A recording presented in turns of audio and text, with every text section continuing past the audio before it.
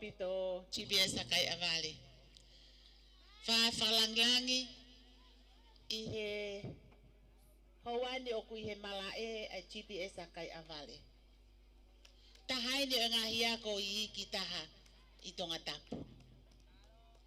Ta whamalo ko tape ke singahi mātua. Te nau hopoke hoa e fiafio ahoni. Whamalo lahi atu. Te nau kamata ake e nau tau olunga. Te toki whika ua mai e nau mā ulu ulu. Malo. Tatar fia tu ki konga no ko tau programa ko GPS kai avale tene kamata kai avale mina kolo fui la la ko kai avale nau puna ke kitione fosio nau ta olonga de nau kamata ki to hiva papa nau te ngalo kau pe nau si ko nau te ngako e fana wako tu penu ri ko toa hine so te ko e fana tangata lanu mata ai whanau he whine ko ia i ahoni ia. Nau te unga ia. O si mau mai mi mui pa mai nau. Kau si mau nau na whae ua me ta whakahake. Kau langi toa nau tari mai pe. Ki kamata ko ia. O e programa ko ni e ko e nima be. Kai amare, holonga, hoi, loto, lupe, anukureka. Padonga wa watu ai ata mo fa mata ko ni ke fe tu be ko me mai me ai ka ngana kolo ko to be anu na usio mai ko ya ita fa ko to i mama ni furipe mana le ko ta olunga pe ko na o tek ki la ga na tu ko ya ta me ko la ga no ha we me na ko mi ta me na pasi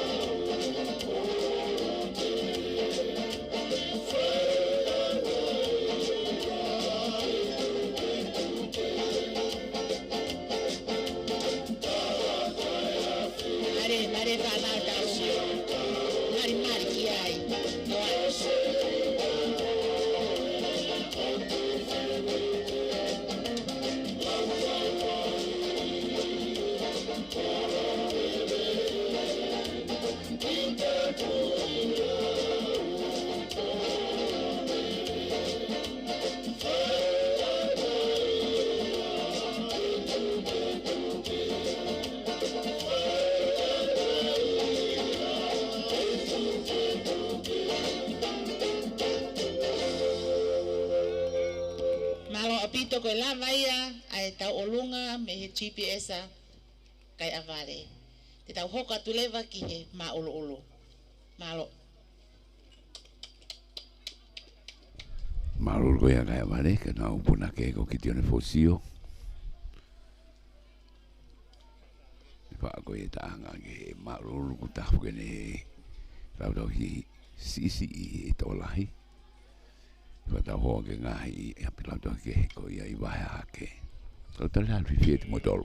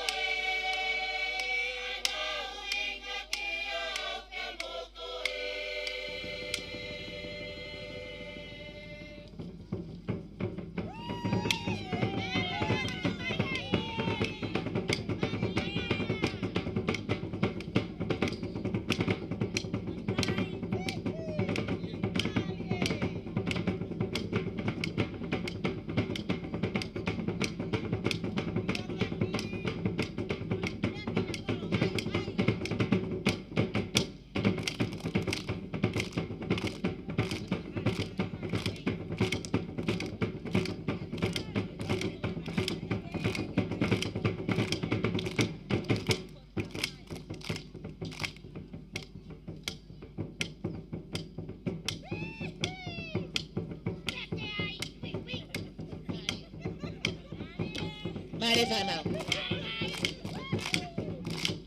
Katoa ngā I whoki o ku ngai ake e GPS a kai avale lanu mata. Te aku lanu mata pe moho nau te unga. Ko nau teki teki.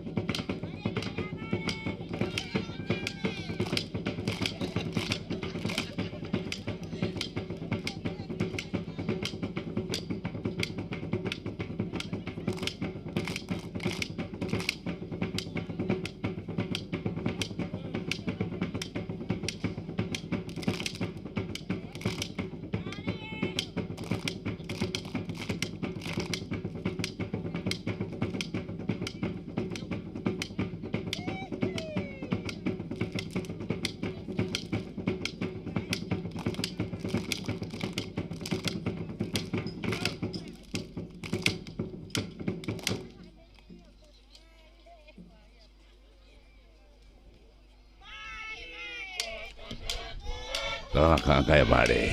Whanau me I.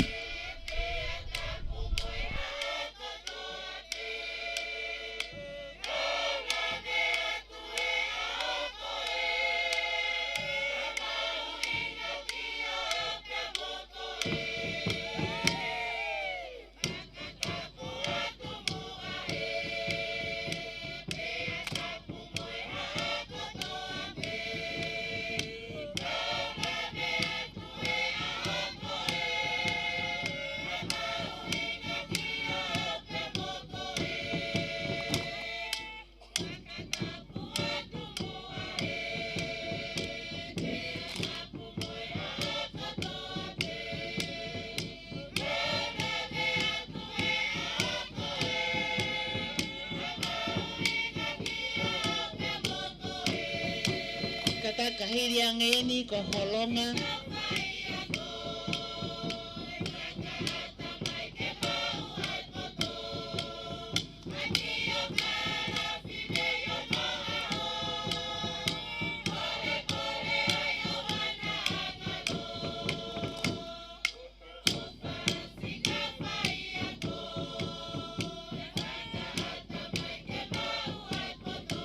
Mali taanga.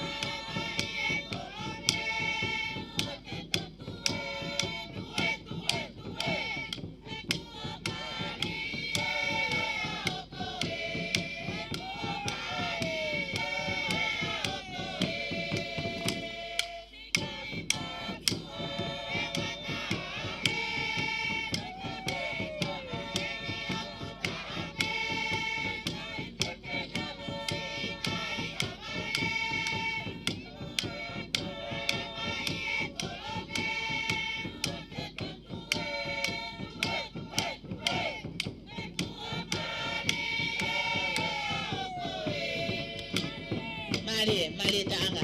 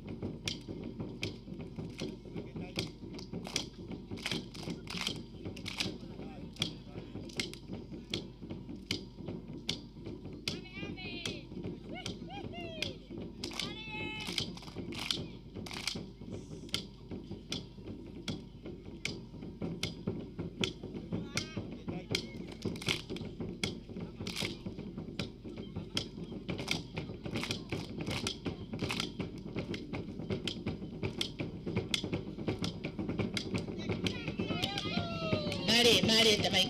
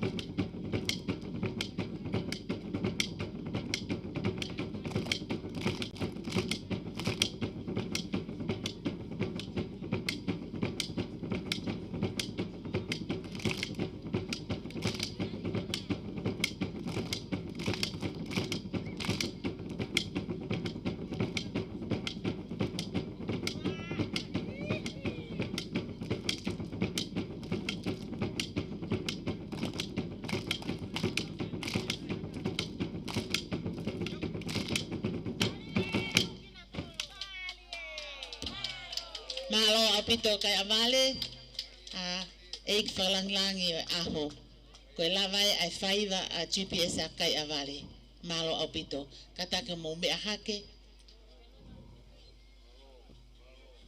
ta foki fakahahake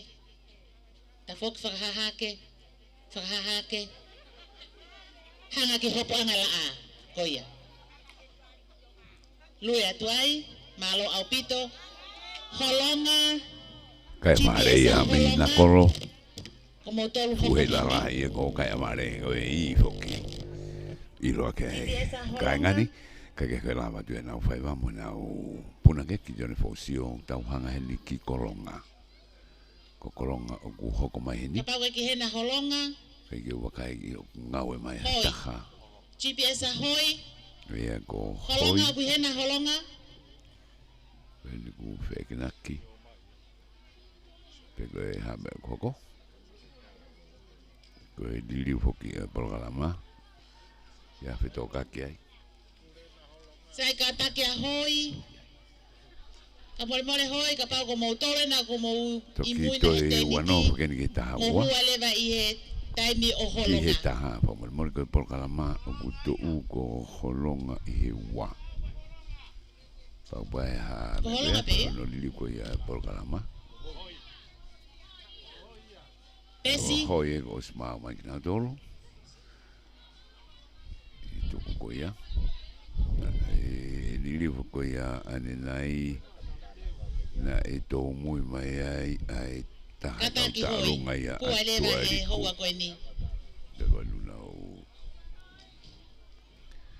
Furi ko ngai programa. Pa be ki ho ko ngai feto aki beheni. Pesi.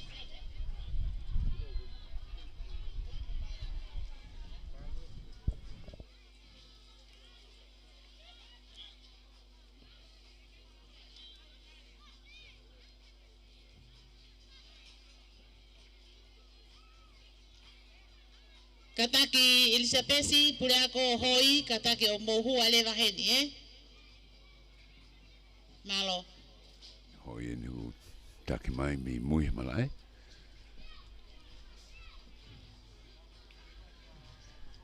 Kataki a holonga te ke hoi ko mare va holonga. O ki mal mai he taimini ko he taimini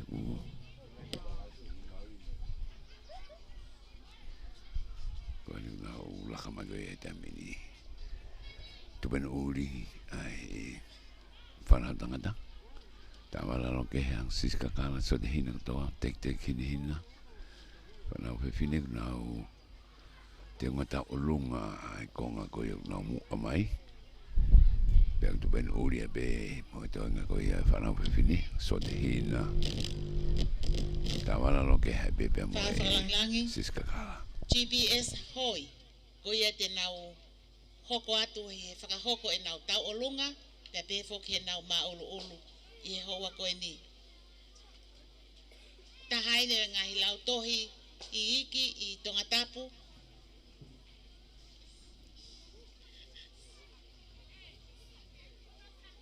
ko ia te nau lak whakahoko e nau tau olunga toki whakamuimui ki he nau ma olu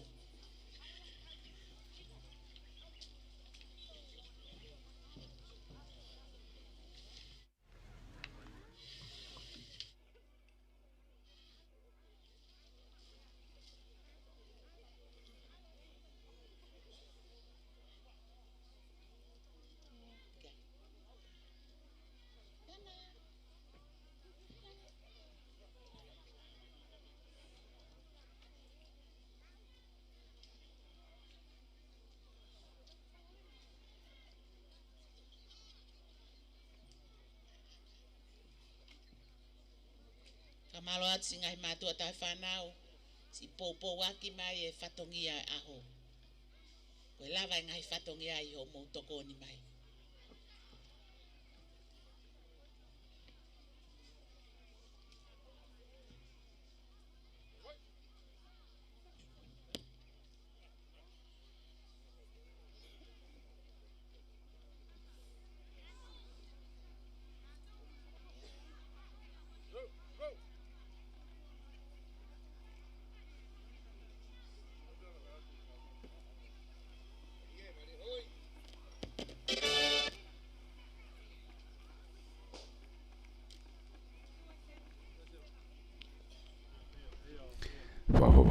te ko ia ka tau longa wa kai be ua I fomo hake whakatātolu ai kau taurunga koe ni I he taimini.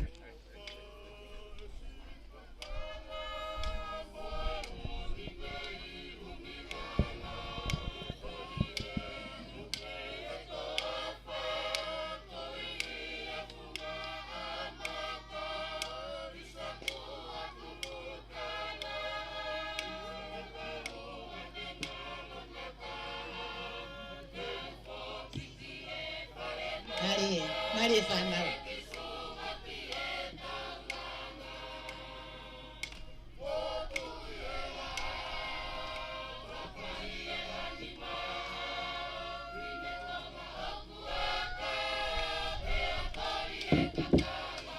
Mari whanau.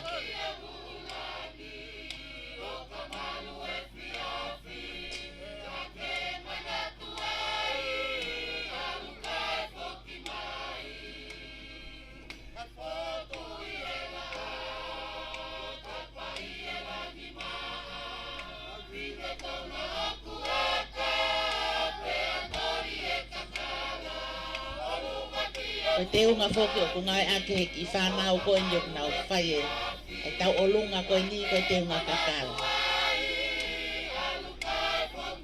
Whakatoka ngā I ko lo ngā I whanau I kieni o au ke ni I he whanau lalahi I he api ako. Nau malawa lele I o whakahoko ai ngā e tau olunga ko ni. Ko ka hao ene e whonua tau amanaki. Ia ka hao lele I hono whakahoko e ngāhi. Patongia whakawhonua koe tau olunga. I tō ngāhi ka hau.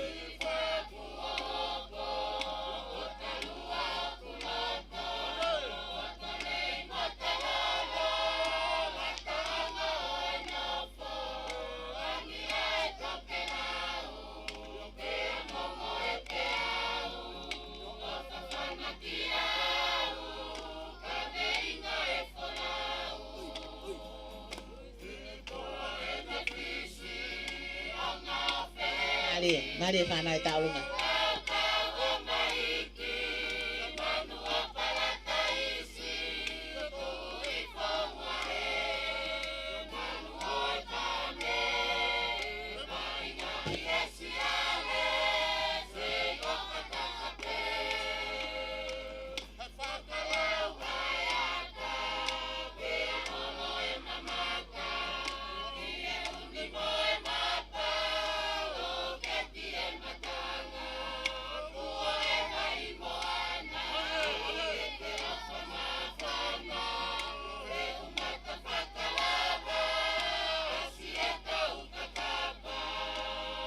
Mari haka whanau.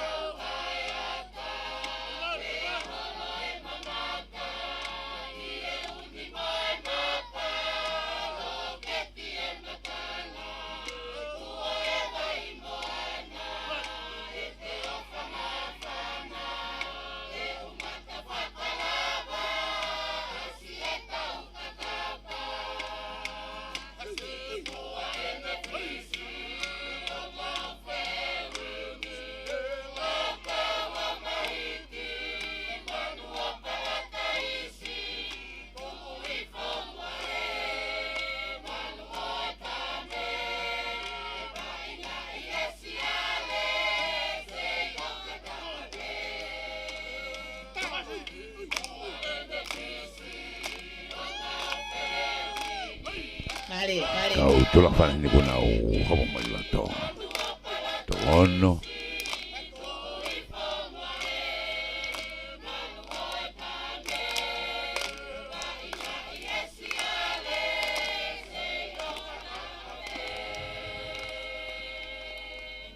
Malo apito malo e whanau e tau olunga, koe lawa ia e tau olunga me GPS a hoi. Malo apito, te tau hoko atu lewa ki he mā ulu. Malo.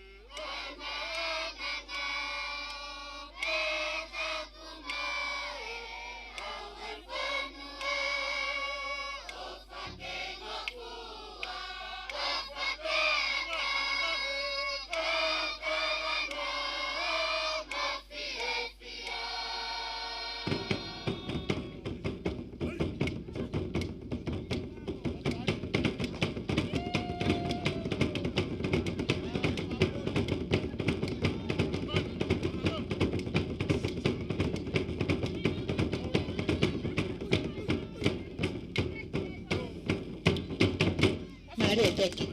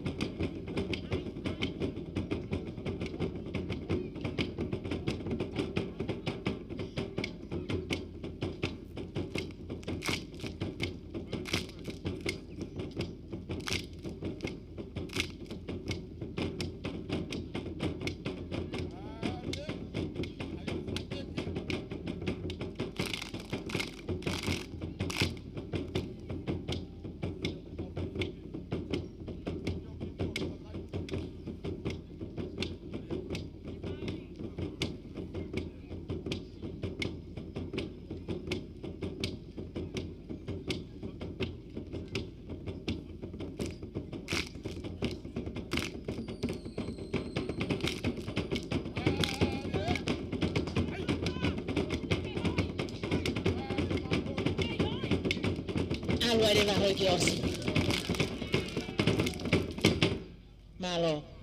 Ka malo lahi atu, koe lava ia ai whatongi ia GPS a hoi, whalangilangi.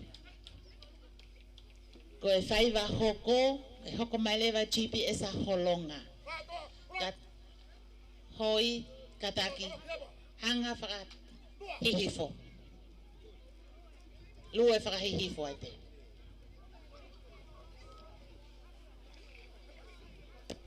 Koe ni ko tō tamai a holonga. Malo hoi. Holonga, O ka bawa e tonu ia. Unu mai. Kona tolu whangai tonu ki mo ai hoi, ka koe hui koe furi koe ia polkalama. Pea ku taimi ki nau te kio mai na tolu ki he waka koe ni kuna waka ma koe i taimi ni. Koe taimi na tonu ki nau whai vai. Pea koe ni nau koe ia koa. Ko mau mai a holonga. Koe nuku ki e kepe, he ko o se a hoi e whatatau ki e polkalama ko lo tolu. Pea whaka o se anu kureka. Ka koe nau tu koe ni o wakai koe ki he taimi ni. Pea ko o whi ia. E hoko mai koe ia i Kata ki lo tolu, ka more mo unu mai te mo tolu. Lo tolu ni ko hu mai koe ia taimi ni. Whaohopa te wakai te kona au teu. Tawai ngatu. A sima ka pau ke hiena ka take whakawhitu taki mai. Toke lau wheletoa. Lau sis kakala. Ka hoa kakala. Peke nā tek teki tua niu. Vesa. Lima pa moe ua e. Whalangilangi o na bol nuku. Ko GPS a lo tolu eni. Ko GPS a lo tolu o ki ai e klas taha ki he fōmua. Tako taha ene o ngā hia ko i wahe hahake o ki ai e nau fōmu taha mo fōmua.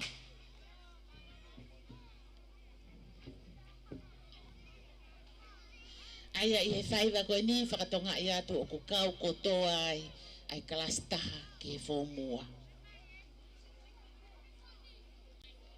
Tola he pito hoki ko GPS vai ni. O nau ka muna tolu i fōm taha mo fōmua.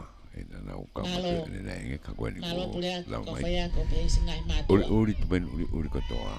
Tawala roke he tātu mo he whine so te hina. Sisi lousi ka hoa kakala. Pepe ho ka nau tek tek i fufu moa hine hina. Kawe ni a pia kotola hei.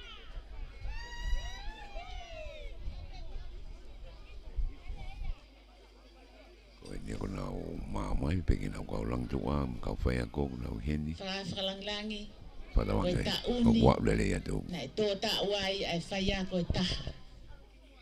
I kau whaia ko o GPS a lo tolu.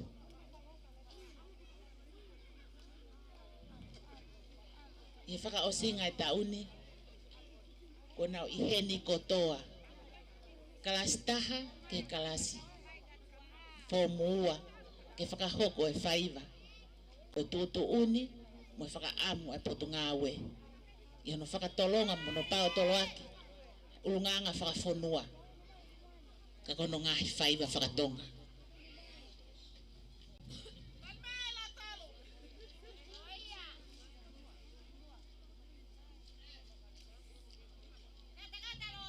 Malo.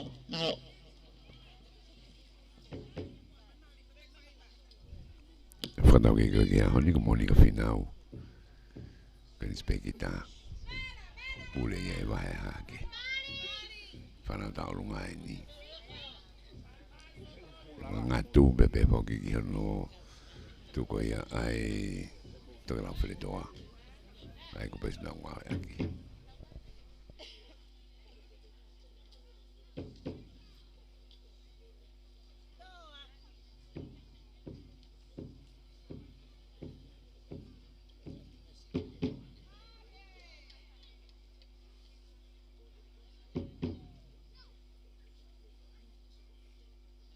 Mari.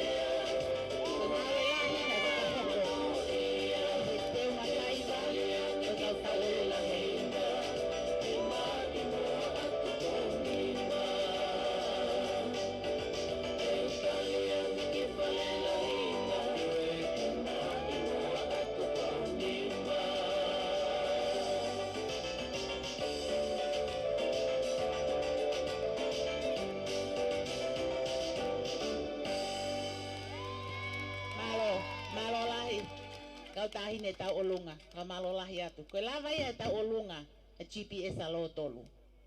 Malo apito. Taurunga tola tae ni tō tahao no.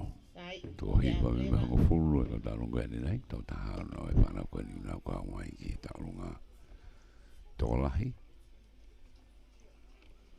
Ia hoka tlewa ki he mā ulu ulu. Mā ulu rinda wanga ki ai. O si mā poki ai tō e ngā. Peta mai ki taurunga beni u. No tō e koe ai tai mini.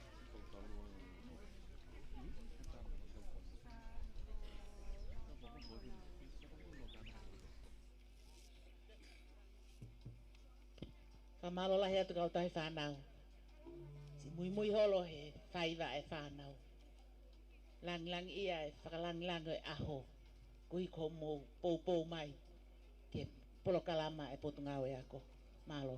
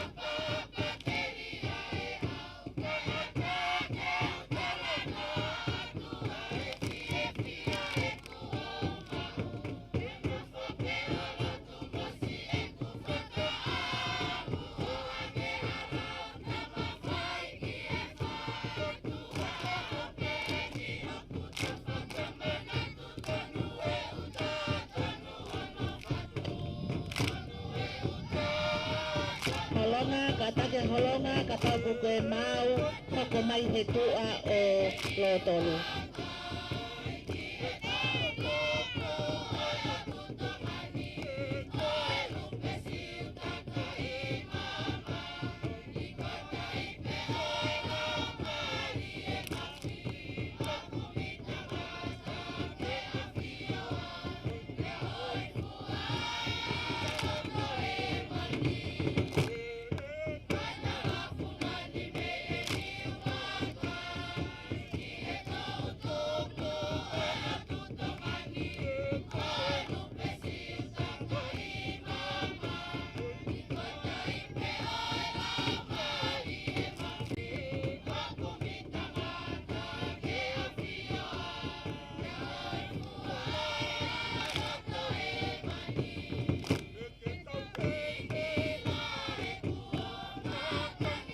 Malo Lotolu.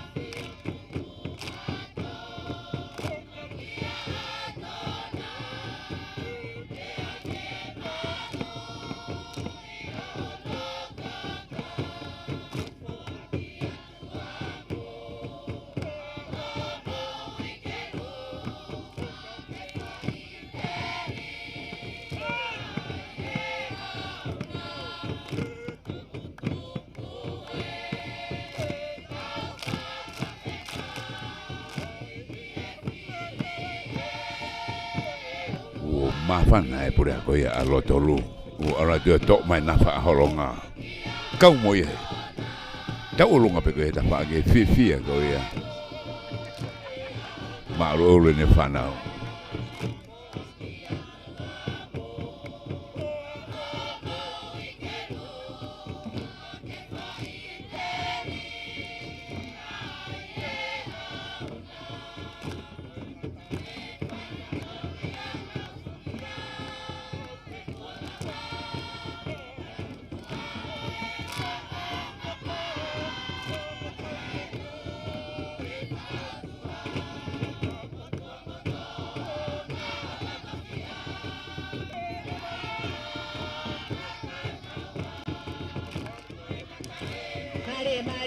Mare Lotolu. Alu ale make os.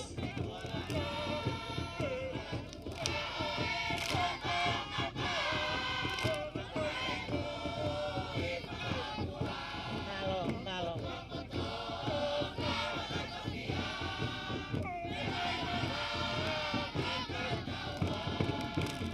Marie.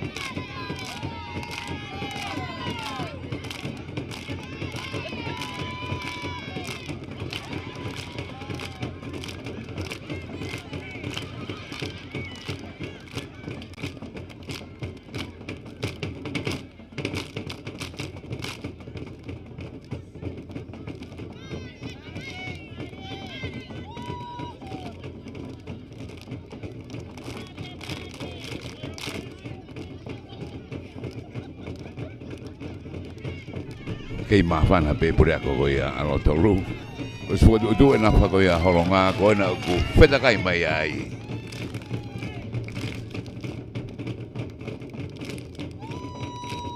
Malo Lotolu. Toa. Ai ale make os.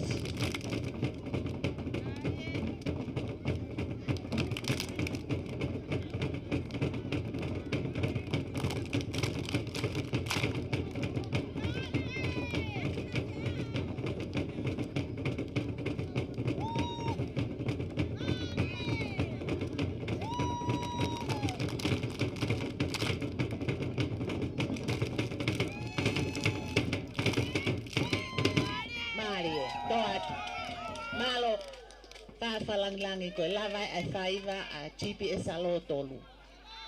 Malo au pito. GPS lo tolu ia. Lau ulava ia. Pea koe hoko mai hona tua ko holonga. Koe nau tau mai koe a holonga. No tanga maari e whai wala tolu. Koe nau lori manau. Otu nafa na tolu o klalahi nge nafa koe ni. O smaa mai wepa nau tuk mai koe nau laka mai ki loto. O sepe koe ia vetole vai whai wetaha e koe nukureka ia. Wha sika ngai nafa ni a holonga. Maari lanu mata. Koe nau nafa koe ua. Wa ono ngai nafa saisi kekehe ai pu nafa talamula lai ambito tolu beto ki hoko ifo holonga kata ono mai ono fitu marbe walu nafa ko ia ke ma pe la to hie me he la to mai ke non te de ke no fok ma ko ki fok ye la to ke la to lu mal be mo ko abi te te mi ne be ko la la hina ki asma pe fo la ab te puriatu ka go pe lo be ao o mal fa mari e ki fa nau ka te waka ye tu ni ko te pe ya fa ari ta na fa he ni ko tu na fa te whanga kia ki uiha. E whakotu kia ki whare area tō tātā na whai. Pe whangi na whai ki rewa ta whaki. Nei hau me lori ma ke he o mai ai. Nā waka koe ni ko whō mai. Teo ngā ko be he whanau. Pini kuro sa te hina whanau pe whine tā. Se tanga ka ki. Pe sa te hina e whanau tātā. Nau sis kakala ko toa. Sis lo si. Ka hoa kakala. No olewa i nima pe moe ai me sa ko e maire e ke ngai tek teki whanau ni unau tek teki fulu mo hina kula whainga nihi tamang tangata me mila hai kula ko ia unau tek teki unau tolu nau kau tau lunga eni unau osi maa peheni nau mai unau te unga ngatu uri ki nau tolu whawhalanglangi no pere nuku ko e GPS a holonga eni. E nau kamata ake e nau tau olunga. Tu whakao se ake e nau whaiva ma ulu.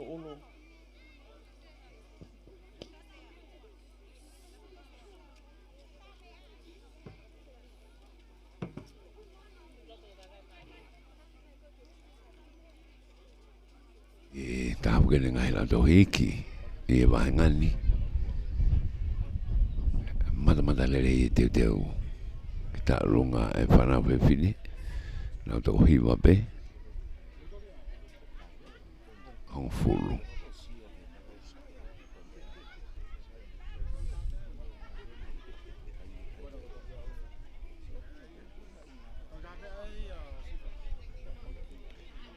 e koe kau langi tu aini ku nau o semau kau tame aini tok me nau u kita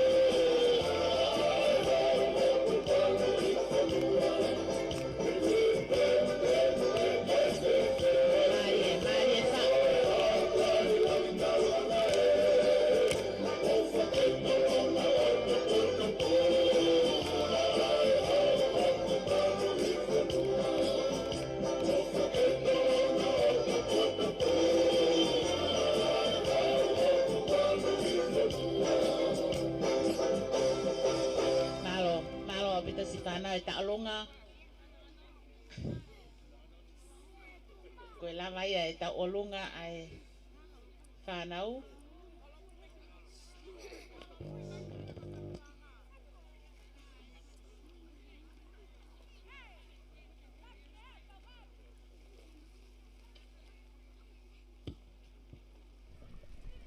Te watu ki he ma ulu ulu. Ia no kau tā nafa. Marore ni aholonga, kau tā nafa ni tōni ma. Malo. Kuna upuna o mai ka ia ki he whaafarangangi, lot nuku. Ko na walo ena ku hiwa tamini. Napa hiwa. Kehe ai ma ulu ulu a GPS a holonga. Ai hiva. Ko nafa ine hiva o ta ake ma ulu ulu a GPS a holonga.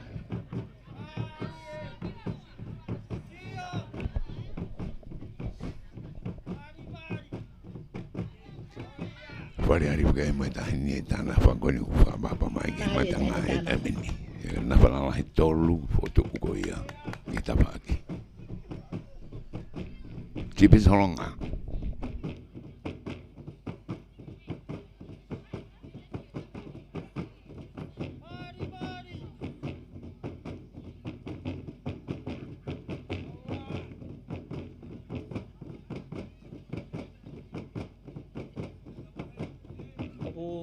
Hange o taki e he kau tāna whae tokanga e matanga mo e whakalanglangi i Houan.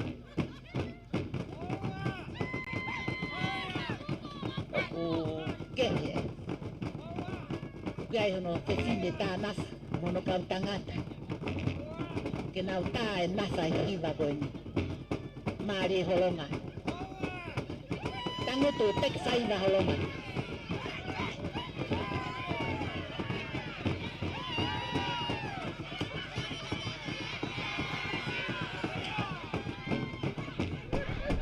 Ko e whaia ko ne roto lu takai holo e mui uka ka na wate ne tai mui.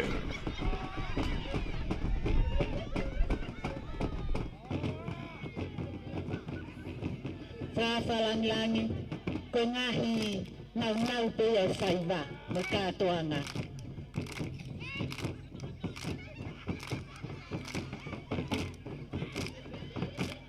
Ai te haha ke ia me ake ke. Ke he hono whaiva, ke hono kau tā nafa.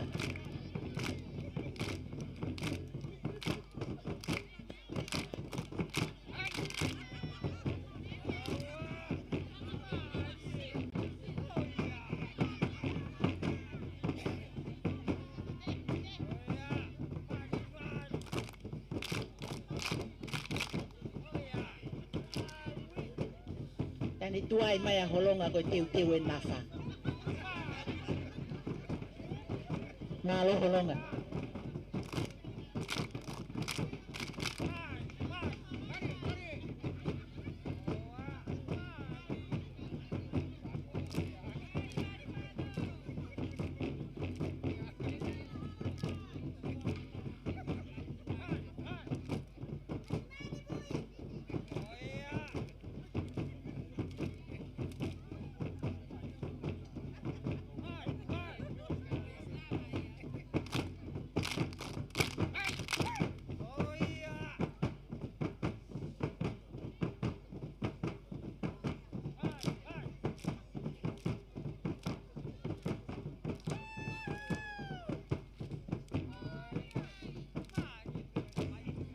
Marie haka whanau. Marie.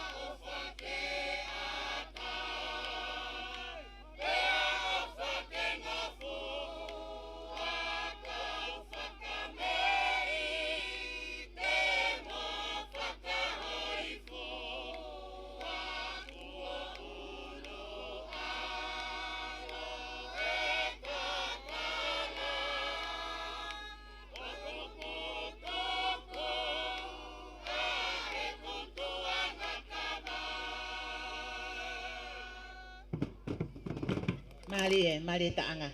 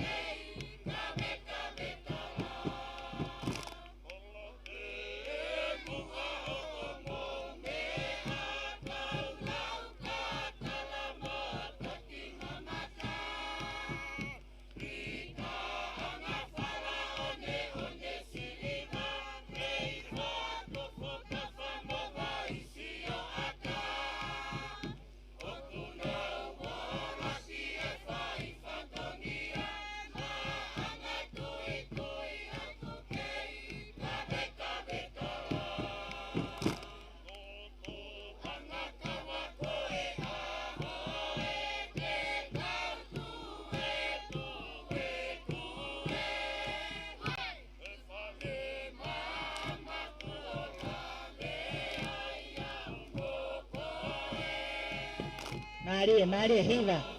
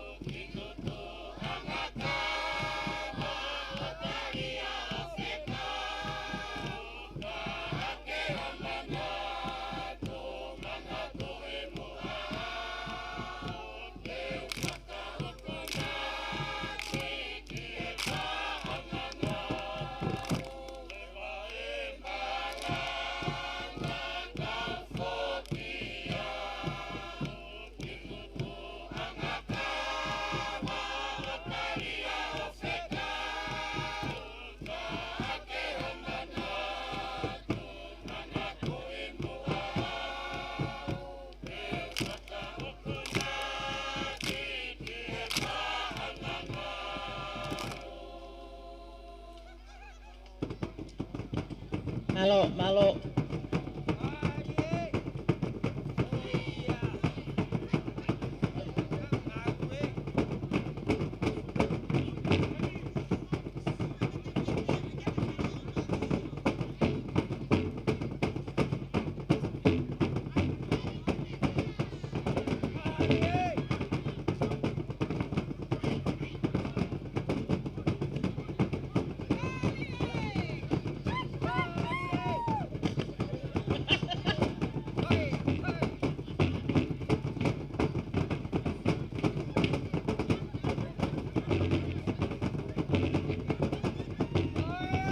Mari vale ale da ine tana pa koe mi horonga.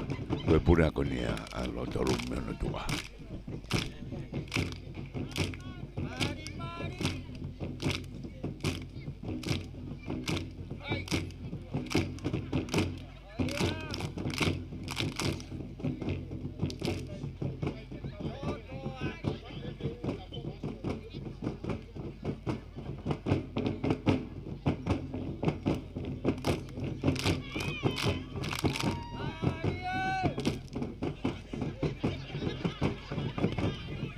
Mari tanasa.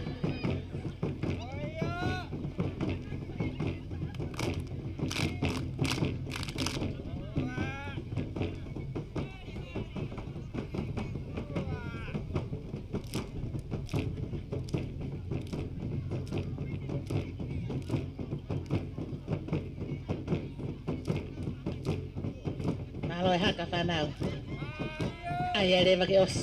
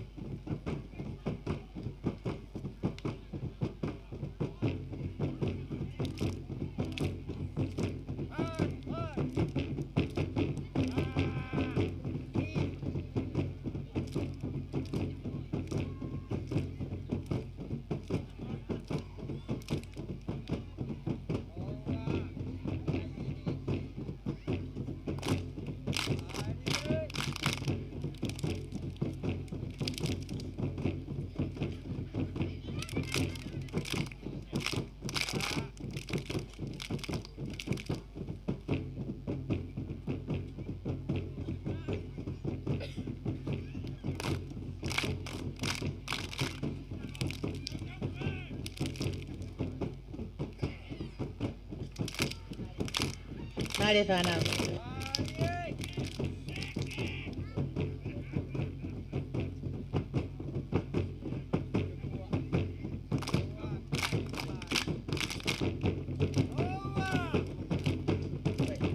Lama. Oye.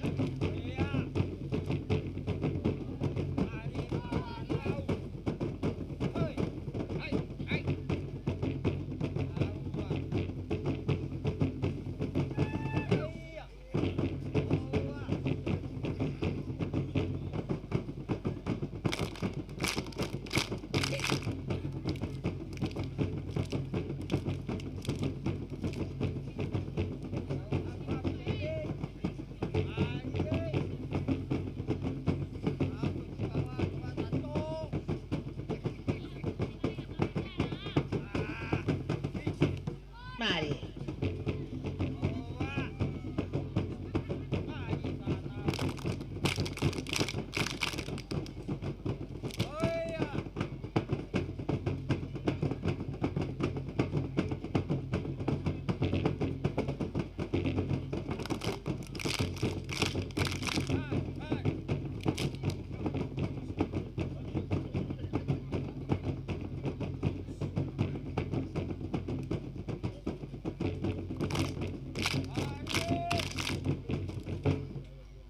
Malo. Amalo lahia tu GPS holonga. Ko la vaya e faiva ta ulunga mo faiva ma ulu a holonga. Malo fa malo lahia tu. Fa langi ko faiva ni pe ta hoko leva ke faiva faka osi o aho. Malo pito holonga. Horonga lava le le tu kina to lume tu tonga kawa. Bene ta hawe kino hawa tonga ina ko e whana o kino poto e haka mo me koe ki a koe e tāke hoka te tāna wha. Ka koe na whane hiwa ko tuku mai koe e horonga ki ni mana na tō mui mai e hua ne nai. Koe whakakato mai lau arume karane whawha e tōlu. Alu ki wae mo te alu ke iki ange. Ai ka tāna wha. Koe konga mo ki a. Aia whakaosi mai ia e GPS-a nukureka.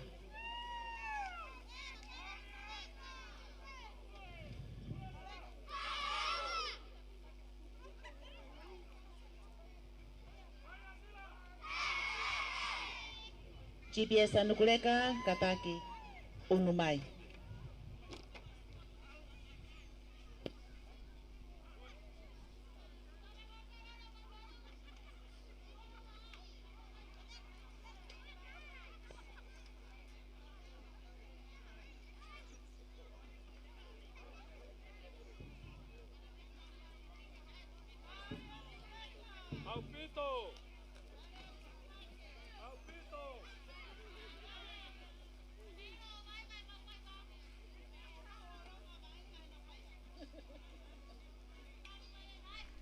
mai ne la ta ko ni whanau tangata ra mua mai te unga hina kotoa so te hina tupenu hina ta wala lokeha sislo si ka hoa ka kala tek Ke tek mea ki i pe koe pulu mo hina hina GPS a nukureka Wala koe wewhine. tahaia ngahi lautohi i iki taha i tonga tapu. I he lau ki he tokolahi o e whanau ako. Ai ku kawia he api ako si i tonga tapu.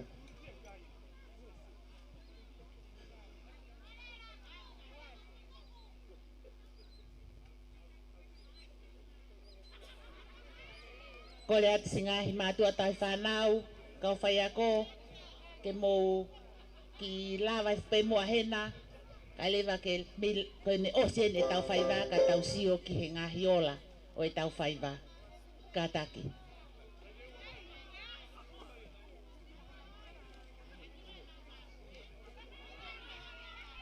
o se tuko ia na whahiwa ko ia aholonga ko nure kai ni ko na una wha ku tolu au ke ka o langi to au na te unga hina be mana tolu ka wala lokeha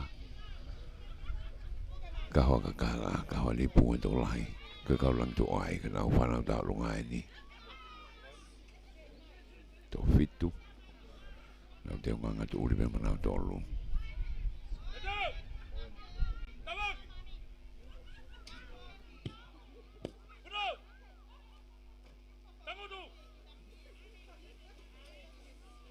Marie. Ko tama ata na whaina nei ka upe hea ko tama mi lo tolu so ko tama mi Ka whalanglangi, koe kau tahi ne tau olunga ena me inukureka.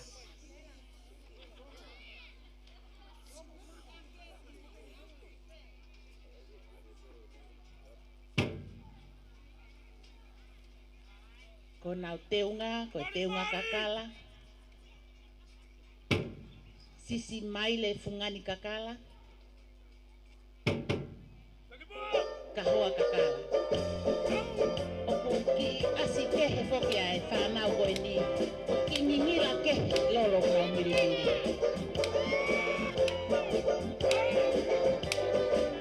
Mare whanau.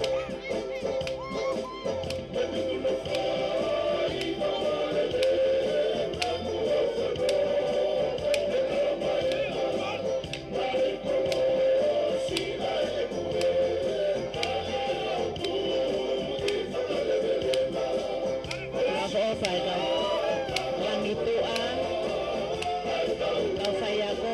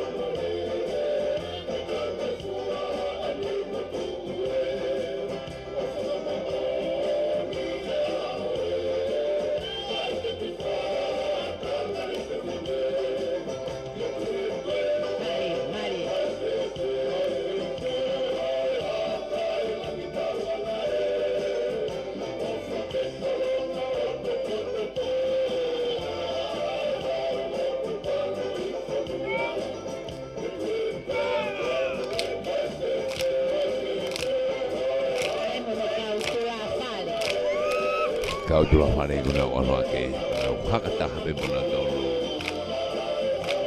Maria Maria no leka Wai kasi lai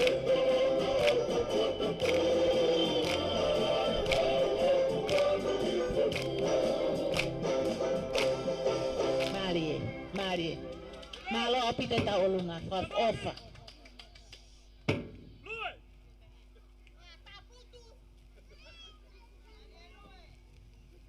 Kamalo lahi atu e lawa ia e tau olunga a GPS anu kureka. Te nau hoko atelewa ki he nau whaiva ma ulu ulu. Malo.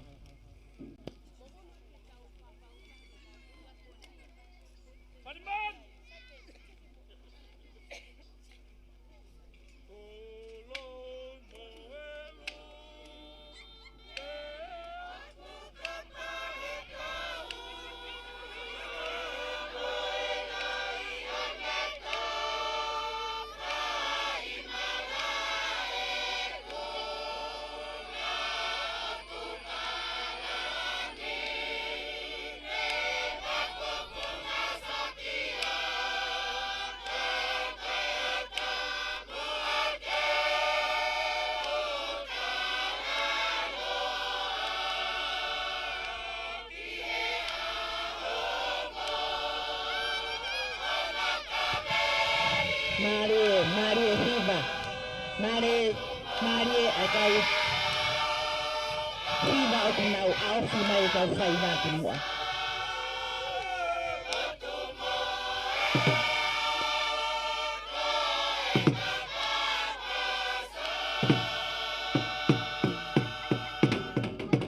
Marie tā masa.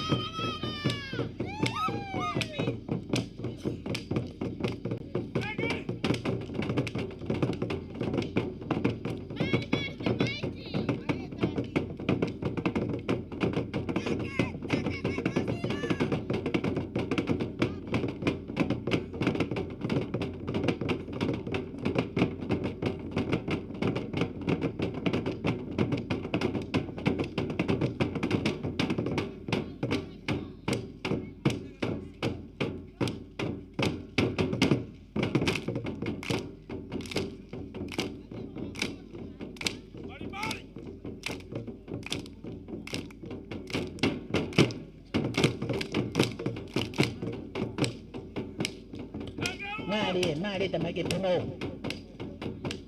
Toat.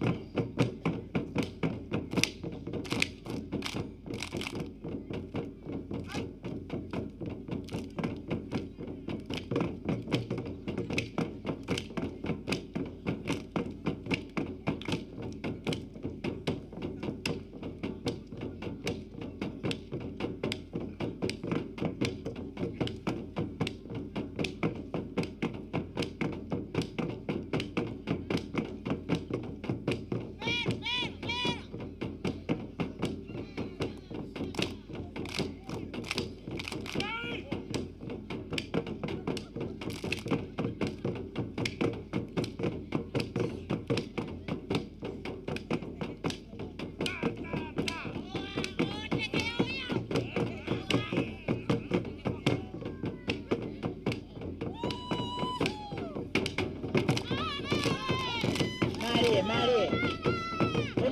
Punawai. Marie punawai. Toat no correcto.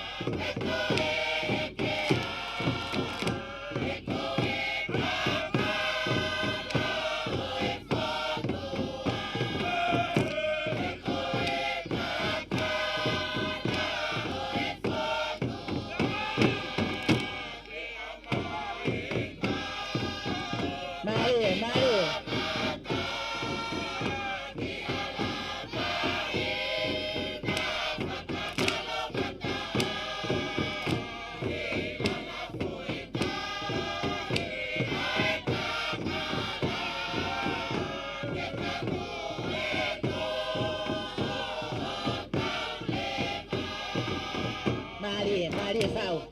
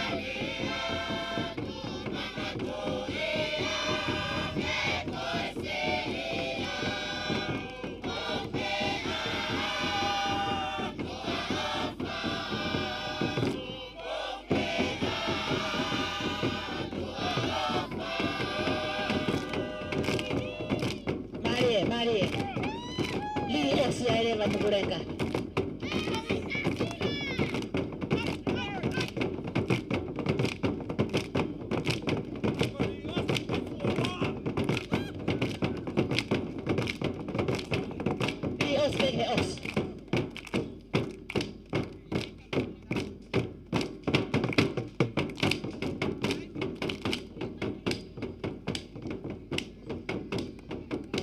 Toa.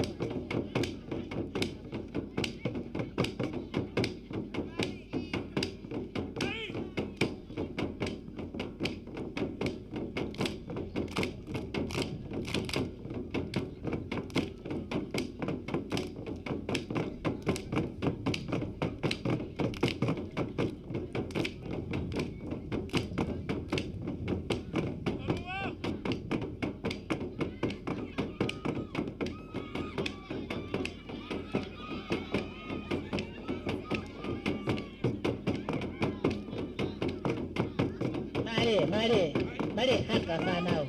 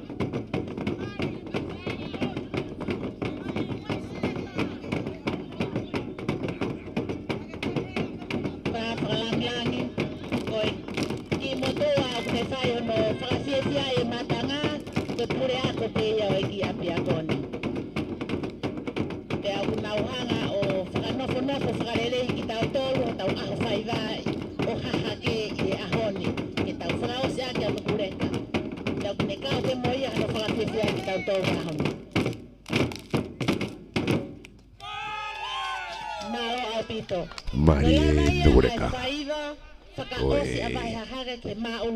Ota pue whamareka koe nu whamare e tale kita. I whaiako a Nureka.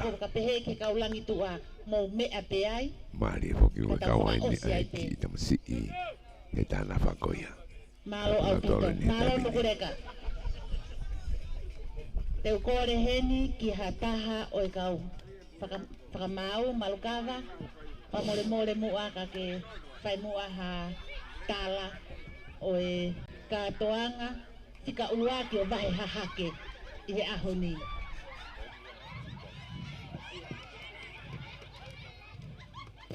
Pamalolahi at ke singahi matua aku nau kei nofo mai ke whakalangi e aho. Koe lava ia e tau polokalama ke hoa uluaki o pongpongini. Taku oange ai whainga maare koe ni ke taha o e kau whakamau, malukava, ke ne whai hamea ke ak tau tolu. Malo apito.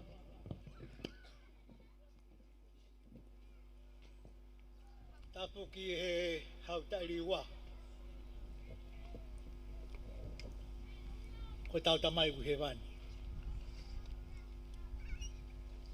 Tapu ki he kerekere eiki o tungi. Whanau mo whangamakapuna. Tapu ki he whakalangilangi. No pere nuku. Pea pehe ki he minista ako. Moni kaunga au e kotoa. Kaya whakatua u whakatapu. Ki he talamalu e whonua. He ko eiki e ulaki whakatapu ia. Koe momeniti whakahovaren ka te au. Nakai ki u amanaki. Whaki mai kolo mahu inga koen ka te au. Kane ngoia ko whiawhia pe ke whai harea. Ne ulaki whakahao ko mai pehe ofisa maalunga e potunga ko ka te au ke whai harea mo whakamalo. Pea ko nofo whanongo, me he kamata anga wa umai ke he mo meniti koe ni.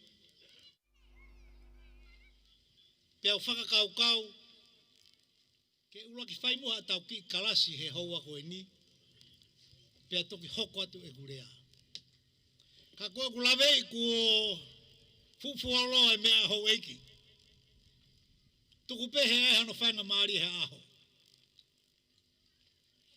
Koe kawe inga he aho ni koe whaiwa whakatonga. Koe puke puke o e whaiwa whakatonga. Koe uhinga koe whonua mohonoanga. Whakamaloa tuki he mātua kotokotoa pe. Koe ko hangau e si ieni. Mo malawa he aho ni. Whakamaloa tuki kau whai whikau. Kau whaiako. Mo pou pou. Ki he kore mo e whakatangi ne whai me he minista ako mo ne potunga awe. Pea hange koe kulau na whakaukau ke whahatau ki kalasi. Kai te ulawe au ia ki ai fuloloa e taimi ia. Ma uloloa. Kau kore atu kau punake malo whau e ngā ue. O kulahi e tauanga whakatonga e more. Kau ai mea koni hoko e aho ni. Ko hae uhinga e more ai. Koe ki tau te ngau e totonu atu. Ko more kau tangata lereia ki mua. Hae hui koe kau punake. Koe kau nake peni ukutoe. Wha more more. Lahi hoku loto o ke mea ke urea ki ai. Kai whakanou pe mua. Koe tau whanau e ni ku nau la aina. He api ko la aina. Whakamaloa tu ki he minista ako mo ne potu ngā ue. Koe whau ai whakakaukau koe ni ke tau toi whoki o kamata. Me he poto. He koe poto ia ne he tau tua. Koe ilo ni tau whanonga ki ai. Pea ka pau e mai ilo ke tau whakalerea ke whanua ki tau wālau ta tololonga. He kukai ako i whakamore more ia he ako. Kai ke ilo, kai ke ako i whakatulo i he ako. Ne ako ia me mui. Me tau tupuanga. Pea ku more ia. O hange koe tūkunga koe ni e whaiwahe ahoni. E more. Minista ako. Ko whakapapaua te ahoni mo tare kita. Ka pau he kai ke mou pou ki. Tūkunga koe ni tau nofu whakatonga. Ko waihi e. Kai ki tau rama ta tolo whakafo ki whanua. Ko tau oho he mea whakapaanga. Mahalo ka pau nei totongi mea koe ni. Te tau hanga ohofi. O toi mau pe he kau ilo. Kai nofu kau poto. Ko ia ko whakamalo atu. Kai ke mou au harea. Koe mahuinga e haoni, hange koe tala kua whai, koe uraki mo ua mo e tolu whai atu. Koe ke tui pehe au. O koe ke tui pehe au. Ka pau te tā kātoa ngai he haoni koe kātoanga whakatau ia e tamai ki ako. Mahu ingange fo i uhi ngā. He kulahe fuhu koe tau moe te vete. Peka pau te tau maa opo mai koe tau kātoanga whakamaha vai kai tutuko e ako, kou tui aku mahu ingange ia. Ko ia kou whakamalo atu, koe ke umo ua harea. He kou hongoi. Pea lawea hokuloto. He koe motu au kou whakaunga tamaki. He mai mua koe.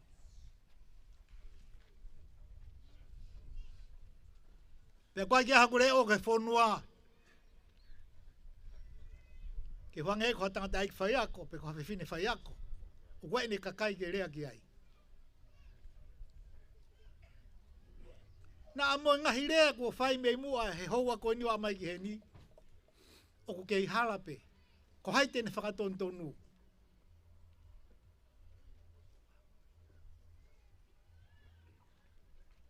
Whanau ako. Toka ngā eange e gurea e kumau inga. Koe poto na ke kamata koe mehi ahal. Na e whaere e koe hufanga e whakatapu. Na e ako ne kina ka koe ai whakamore more, mo e whakapa-apa, mo e whakatulou, mo e whaite, mea koto ia. Koe ki te ngau e ki hahoni. E te whaite koe ilo e whangitamai ki ako. Kua ko i e ua ai ua ku wha ua e tolu ku ono whai atu ai. Kua more katoa e umea ko ia. Whahafonga te tangau ke whakafoki mai ai. Kau ai mo e tu, mo e tala e whonua e mea ko ini. Ko ia ko kore whakamore more atu. No pere nuku. Mo tolu ha, mo tolu e whonua. Mo e kakai.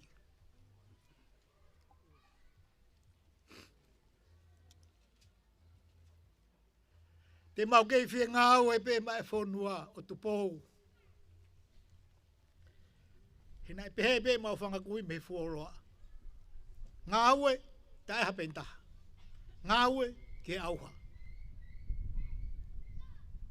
Pea kei piki tai e whonua, he mea kuna wanga ki ai. Ha mea kua talai kua māma aho ni. Pea o siangi e kua rahe tau whilau aki. Laheane mo me weu. Ko ia ko pou atu. Ki tangatai ki minister. Pepe heke potu ngāwe ako. Mou tolu ku mo haa mou tolu. E tau whanau. I hono rewa i e nau whanonga. Pea ka pau e vai e whakakau. O waihi he kai pei tau rawe te tō tau whi hake mai e whaingata. Fo i whatongi a pēne taha ki he whonua. O tui whio ai tau whanau. Ko hono toe, sipoti mo mea, ko whakaospek he ke.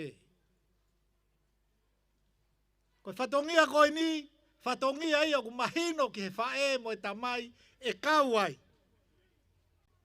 He koe langi tua mo e umea kau tō kene whaiwa, koe mea ia taua mātua. Mahino le rei he ahoni. Si whakao whai tō e mai e whanau. Ka ia tamai mo whae ki tokonia. Ko ia ku mamafa e ku whakarea mo whakahohaa. Ko hinga koe katoa nga whaiwa ini. Ia koe katoa nga whaiwa o ku uiai hono o ngahi tu uni. Ko lere maa ni awhi koe kume ki foi whaa. Lere mai halata whaa hau. Hao mao e ki foi whaa he hala, pa ue get pek piha. Pāngai tolu nima e fui whaa e taha. Te taha mai ki mua maua e fui whaa pāngai wanoa. Pēu sio me ai ki he ahoni. Whewhea pongpongi. Whewhai ka kapasi ki kolo. Koe fui tolu nima ia e tolu pe whaa te ke kumi. Pēu kuhinga pe he whaka hohaa. Whakamalo atu au pito. Ki kau tau whanau. Whamara te ke whanau mo ke tariangi. Mana tui. Koe poto. Ne kamatei me mui. Miho kamatanga. Koe tutui koe ni ki mua. Whanonga ki mua. Koe kumia ilo.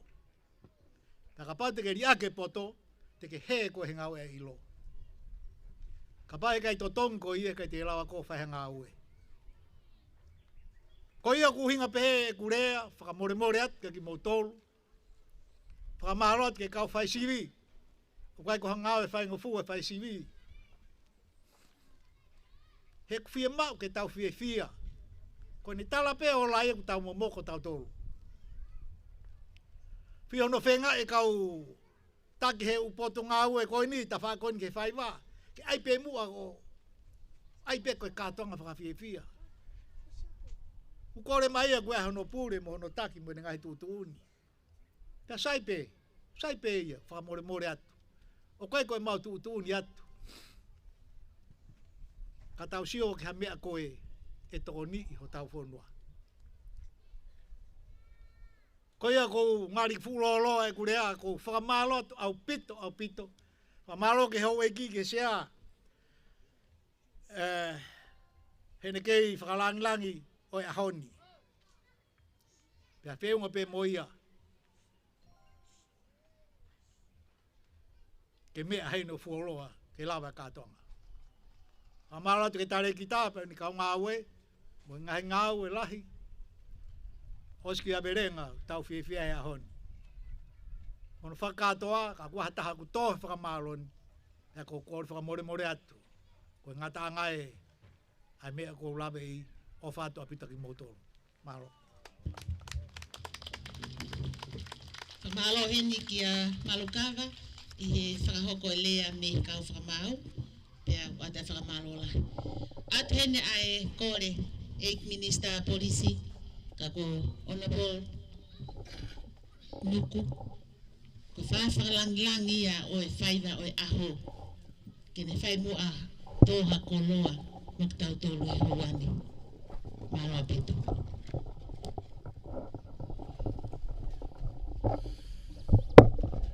Tapa moe a whia e toltai o tua i o tau hahongani.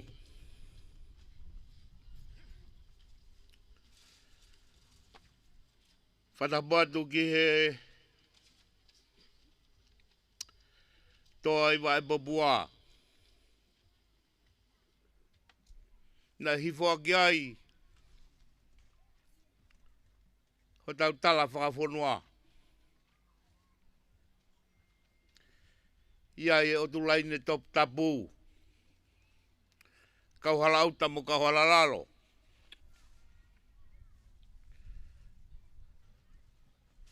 Ahoni. Ko tuku au ia o au mai ki hono no i kuonga. Tamatui ko tupawono. Kuin nanas pau. Kai uma e tultul mafua. O toa ko hanga i toke lau. Whatapatu ki he kele-keleni. Kele-kele o kau halauta. Pea mo takalaua. Purela a. Whaia e whakamaunga hea hon. Pea whaia e whakamau whatu. Ko hui ko tala e whonua. Ko e rea o pangai. Whakawheta e ngā ue. Ngā ue ko lava. Whamaro lahi atuai. Eik Minister ako. Kau mai pure ngā ue. Sia sovaleni. Kau mai tangina moi mea ngaha. Kau mai kau tokon tare kita e potu ngā ue. E whau e whakau. Ke puke aki e tau whanau. Pea mo e tala e whonua. Ko whakamalo ia. Ke potu ngā ue ako. Pea mo hono tala. Pea mo e mahu inga. O e ahoni. E koe e taurea. Mahu inga e tonga. Ko taho tau ho. Ahoeni. O kutai e uho e tonga. Ono tupuanga. Tau ak tangata. Neango ko aho whakawhiawhia. E whaiwa e whanau. Ka kutalai. Ai mahuinga. O potu kehe. O tau hau mea hea oni. Pea mehi e muiho bohobonga. Ke api ko mana moui. Pea mo ngahi whaitu kehe. O wahe haa geni he aoni. Hange ko whakahoa ko whai. Whakawheta e ngā ue. ngā ue ko lawa. Kai ke lawa ia ke whakamalo ia. Ka whai be i he haunga ia. He kai ko ngā ue whai ngofua ai ahoni. Ka kohono fotu aki. Pia mohono rea. Ko e vare ia tama. Mo tama tu he whae. Ko e whakaukau ia o e aho. Hange ko mea na e. Tokanga kia ia marukawa. Tangata ia upoto he whaiwa. Pende ilo e wholahaka. Ko e motuan. Fia pe ngā ue kulawa. Hanga mea te tau fia ai. Tau tokangi ai. Kono whakamaa o bobo. Hange ko piwaki. O tau tahi. Ne piwaki e whanga e si. Pa kono lea nai behe. Habai. He kai pepe mo vai. Poto he tau mo tai poto he tau. Ko e ahoni. Te tau whakate i tonga tapu. Pa koe lea ia kātonga o e ahoni. Whamalola he atu. Ka teng mau tolu. Mau kau he ahoni. Kong maari e ia. I he māpuhoi a te volo. Pa moi vai kāsi la. He kumoni. E nau whau. Ko hono tala. Ko vai kāsi la. Ko tupuanga ia. Oi o tonga. Sa koe motu ataha ia. I he ot Pasifiki. Tala ia he sae nisi me teknolosia. Ko ia vai kāsi la. O te mautokanga ko mau si. He kua i e lea o e pai mutu. Tau toki vete pe me ue ringa toni. Ko lea o whakala ahe ahoni. Tua i pera ue a whakamau. Tau toki vete pe ki te whaiwa. Ko tala ia o e ahoni. Pau whamalola he atu ka te mau tolu. I he tō kakawa. Wholani mang mō whai. Ka kono mō ni.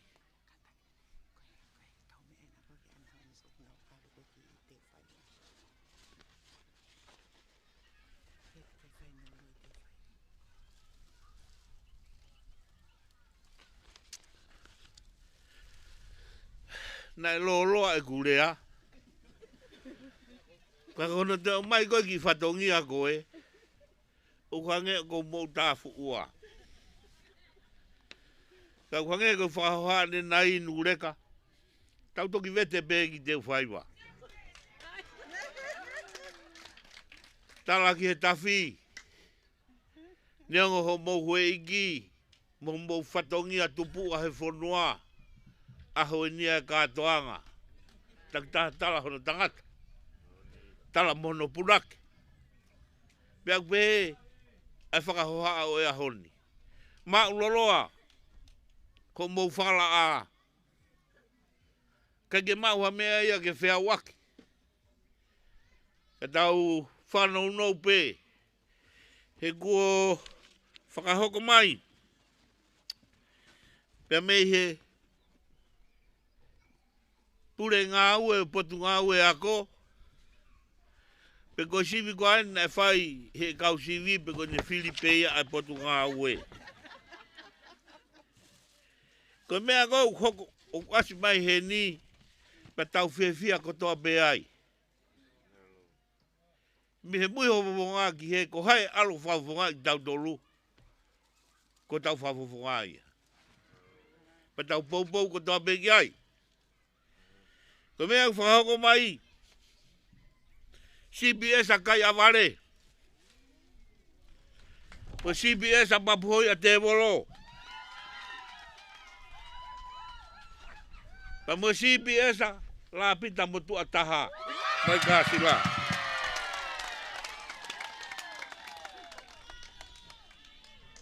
Ta mo tafi. Ko yo laia o ahoni. Ta mo katak fra mo de more. Kapau o giai hatala. Me ko fa vei ua. O kai ke pehe u hoi e tonga.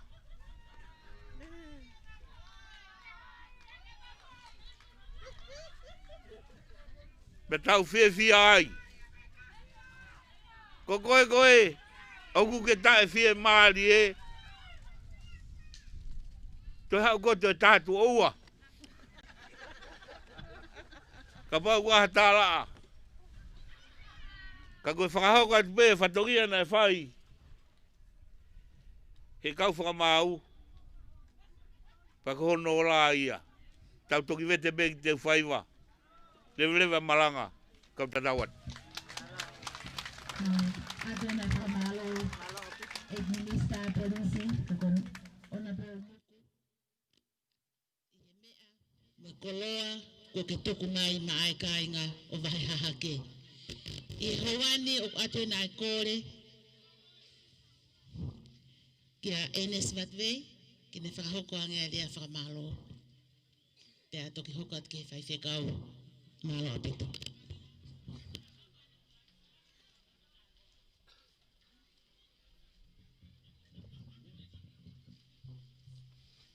Tapa mo e awhia o toa toro tonga. Tapa at ki whawhalangango e aho. Igno pero e na whio. Lord Nuku. Kag Mr. Police. Lome tapa te awhi.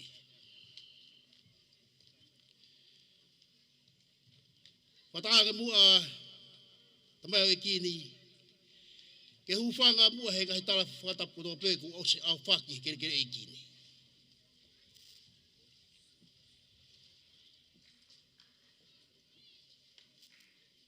Me whakataga mua e tamai o kini. Ke whafunga e mua e mista e ako. Se au si o whakiwafolau so warene. Tahi e tare kita ako. Tangkita mo imbo istini. Mapur ngawe no katoa. Yare whamalo. No whamalo ia e ngawe lahi ko tau whia e ahoni.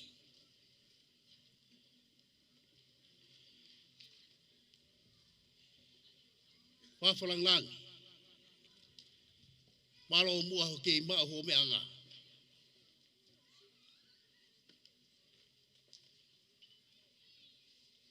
Pe au ku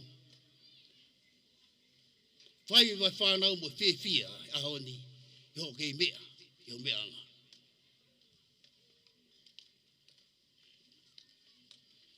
Pe whamalo ke takatai whawhikau. Whawhikau pure e siaspasira tātai na tonga e wahinga tāmo tonga. Malo mu kei maa ho mea anga.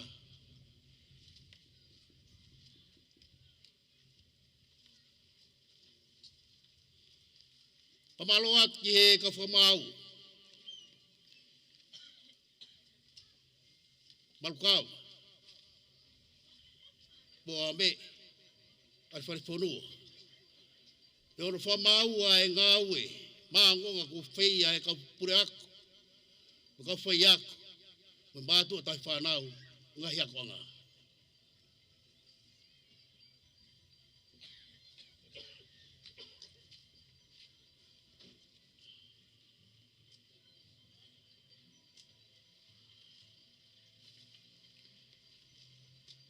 Pamalo at ke kau purak ke toa pe.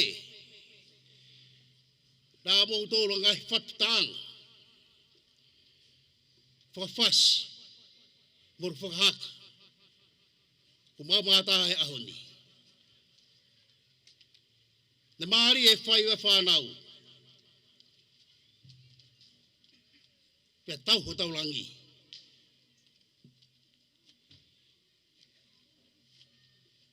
O malo gatu. Malo mua ngau e lahi.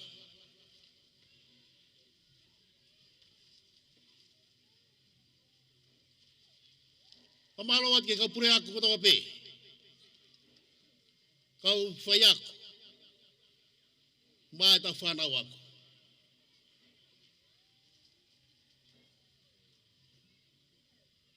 Malo mua ngau e lahi. Pa malo mua hono kei puke puke. O tau tonga. O koloa ina tonga ko whaiwa.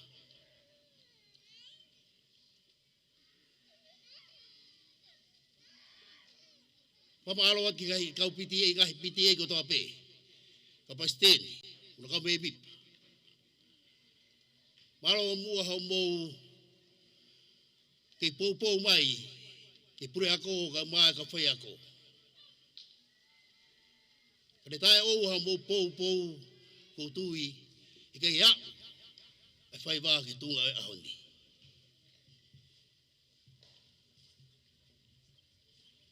Malo mua ngau e lahi. Malo e au fua tō.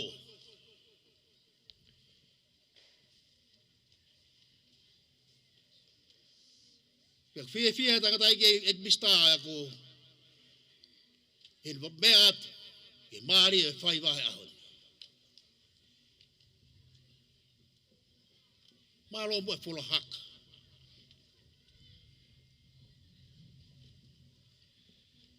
Maari e gahi tāna whahe ahoni. Ka wha malo atu ki he pure ako e ako angani. Malo hono teu e apini.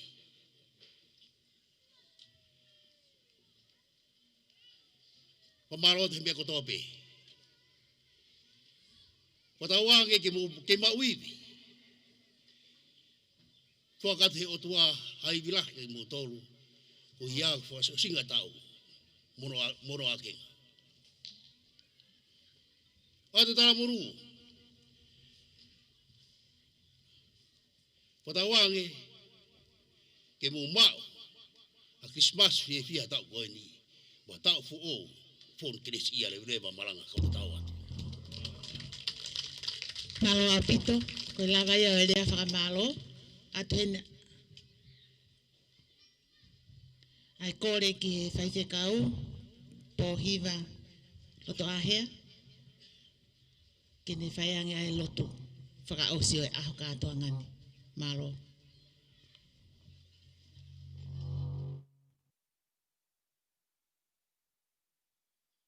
Tau whaosi ai whio anga e aho koeni a ki a tau lotu.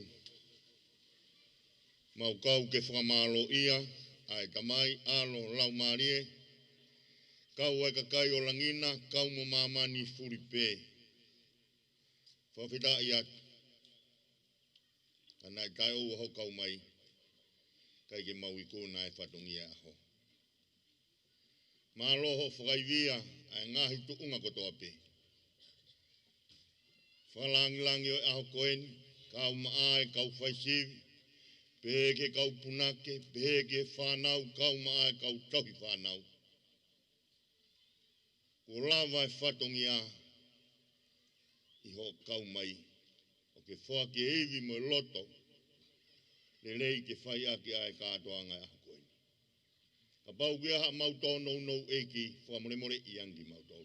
Koe tangata peki mautau. Ka maulotu atu e o tua o kore ki ho a fioke kei whakatapui peki mautolu mai a fiona. E nā mau kamata e he aho koeni. Na whakamahino mai e he wholwhola koki mautolu. Ko he kakai a au. Te koe sipi uke tau hia. Koe maulotu ia. Mau kei hoko pe koe whanau ai a fiona. Mau ka tutoku e whehoi anga e aho koeni. Tawange. Ke mau haloto le rei haloto maa. Ke hoko atu ake ai whanonga, whakakato ake o mau whatongi a. Ke kei langi i ai pe ai a fiona. Talimu ai lotu. O mau fai atu, mau kore ko toa pea ngai tāpo kini huafa alo ko sisu kalaisi. E koe ai ho mau eiki mo mau whakamo ui. E me ni pia koe nonga ai o tua ai o mamai hata mai ko toa pe. O whakani manui ho mau loto mo mo ngai whakau kau ia kalaisi sisu. Pea ke hoka atu ai tāpo ka toa tamai me alo me rau maari e maani o ni. Ke nofo a ho o wha i loto ia tingi mau tolu. Whai pe o taingata. Amen. Malo.